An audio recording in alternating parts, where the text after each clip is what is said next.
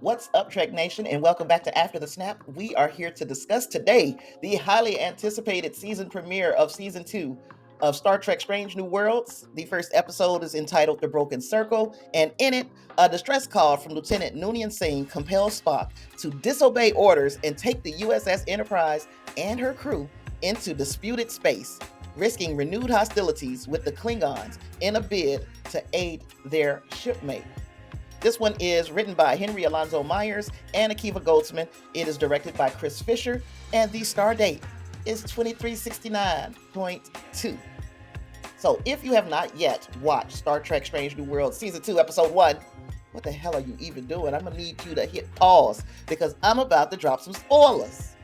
In the run-up to Strange New Worlds Season 2, there was a magnificent press tour, and on that tour, a lot of the actors used one phrase multiple times over and over. I'm calling it the company line. The phrase was big swings. So in episode 1, The Broken Circle, I'm not 100% certain whether or not we can call this one of their big swings, but it had a very unorthodox beginning. It did not pick directly up from where we left off in season 1, which was Una being arrested for being an Illyrian in Starfleet and not disclosing her genetic enhancements prior to her joining Starfleet. She wouldn't have been able to join had they known about these genetic enhancements. This unorthodox beginning for season 2, episode 1, starts to set up the courtroom drama with Pike and Una, and then completely abandons the storyline. We don't see Pike or Una after the first, say, 5 minutes of the episode. We never see them again. Now, this could be in order to shine a spotlight on the rest of the crew for this episode, but it also could serve the purpose of having Pike and Una somewhere else recording their scenes. This is real world-ish now for the second episode, and that would save on studio time and the such. But okay, whatever the case, Pike and Una play hardly any role in season 2, episode 1. So I've got for you today a few of the bullet points of things that stood out to me in season 2, episode 1. You may find other things, and if you do, please put those in the comments, other things that I may have missed or that you would like to discuss in detail. If you'd like a deep dive into season 2, episode 1, join us here on Sundays at 4:30 p.m. Central Time on Engage Live, our live stream where we dig deep into all things Star Trek. So it becomes abundantly clear that this season is going to explore Spock's emotionality, especially after the events of last season's episode, Serene Squall, where he starts to develop feelings for Nurse Chapel, and that follows through this season. Now, we see that there may be some reciprocation between Nurse Chapel and Spock about these feelings, and this might explain some of her behavior in TOS, because in TOS, she was awfully thirsty for Spock's attention. So this setup may explore how they had a relationship, but for some reason had to cut that relationship short. And Spock was easily able to move on and pretend this shit never happened, where Nurse Chapel may be having problems dealing with that in TOS. So I thought that was a nice a way to give an explanation for why she was so enamored with Spock. We also see where Spock gets his loot. The famous Vulcan loot that we have seen him play in several episodes of TOS was introduced to him in this episode of Star Trek Strange New Worlds by M'Benga, who was using it as a way to help his heart rate slow down, to calm him in his highly emotional state. When Pike departs the Enterprise to find a suitable defense attorney for Una, we learn that the Enterprise is in space dock, undergoing some upgrades, and she's also being routinely inspected by a group of engineers. That group of engineers includes Pelia, and forgive me, I don't remember what her rank was, but she was higher up there. She is, we find out, a lanthanite. A lanthanite is a long-lived species, and it blended in with humanity until the 22nd century. She's also a friend of Amanda Grayson, Spock's mama. So it's like everything seems to revolve around Spock as a character. And as we know, he does become a very important character throughout the history of Star Trek. But it's just amazing to me that everybody ties in to Spock in some way, shape, or form.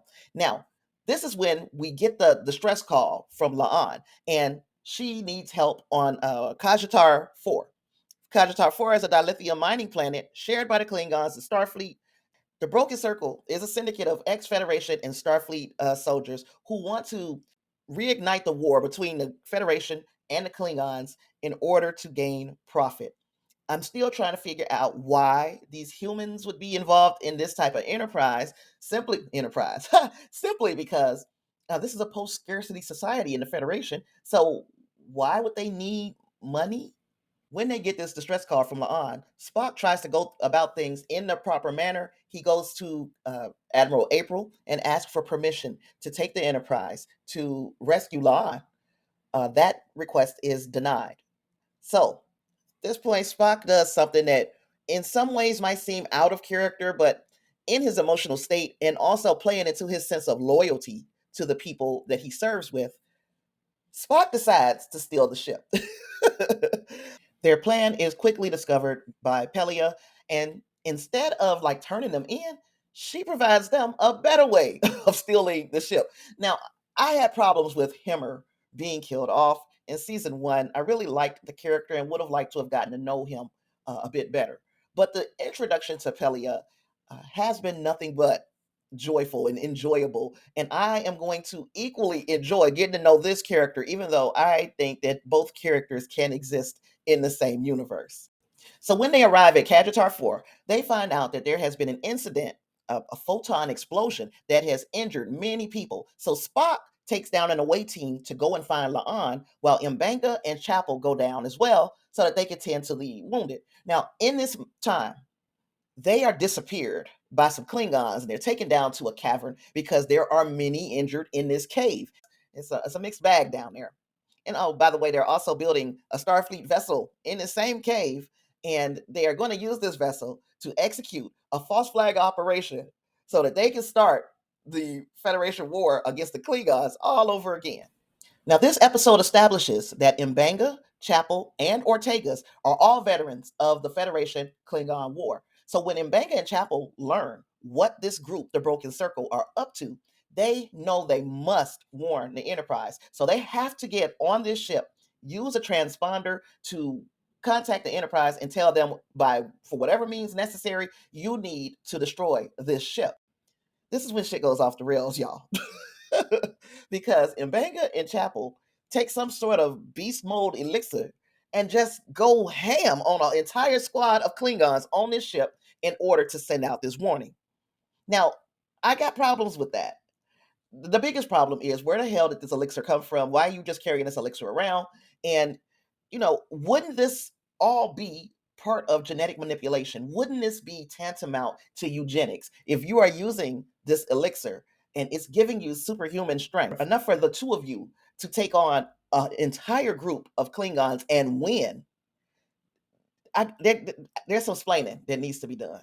And I initially had problems with these Klingons. Number one, being so easy to beat. And number two, the one that they asked all the questions in their interrogation, how easily he gave up Klingons, his fellow Klingons.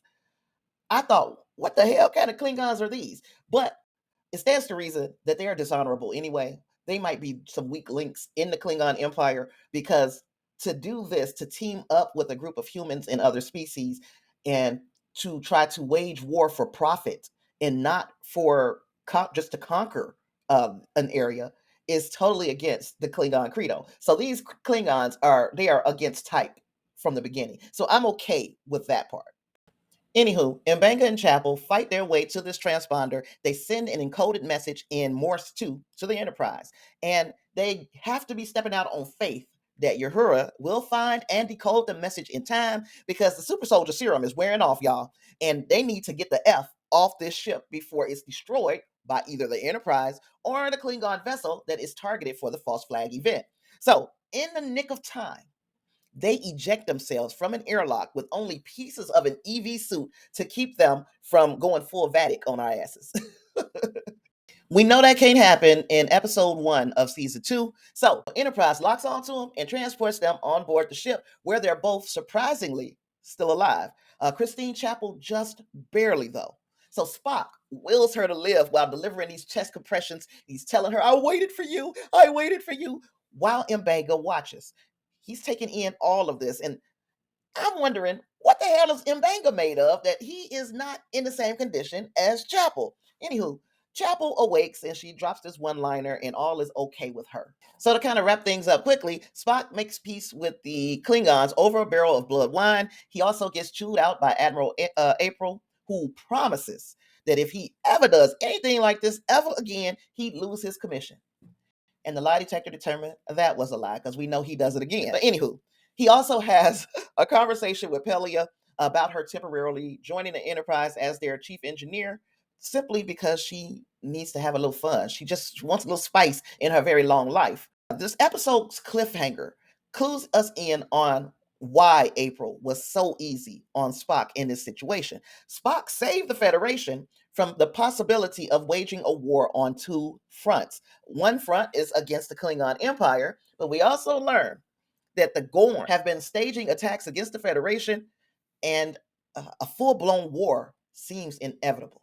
Now, in my opinion, this wasn't the strongest first episode for Strange New World. It wasn't a disaster. It most definitely wasn't as strong as episode 1 of season 1. That being said, I'm still along for this ride. This was definitely not a disappointment. It just didn't live up to me, in my opinion, to what we have come to expect, especially from the acclaimed Star Trek Strange New Worlds. That being said, I got a feeling some big curveballs are going to be thrown this season. And this is where I do that thing is I fly all the way out because I love to speculate.